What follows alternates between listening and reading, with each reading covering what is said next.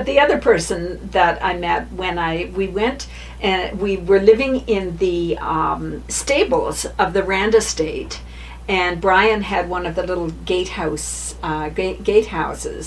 and so he was really my next door neighbor, and we chatted, and that's how he invited me, to come and work for the theater. But he was a very, very charming man, came from an Irish Canadian family in Toronto, the Dohertys, and his brother had been for a long time the president of the Toronto Stock Exchange, Darcy Doherty, and Brian was a lawyer in Niagara Falls.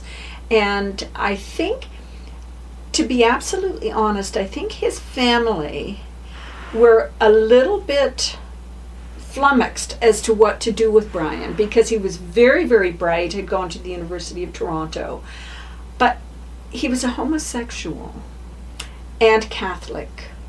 And these things, certainly in the early 60s, were still quite not out in the open or talked about. But I never, ever, while Brian was sober, heard any reference to that at all. And it was only when he was drinking, which I have to say was a lot of the time, and I'm not telling tales out of school because everyone knew that Brian liked to drink. And the other thing that I'll tell you, and sweet, sweet man, that's all I can tell you, and passionate about the theater, and just determined to make this Shaw Festival work.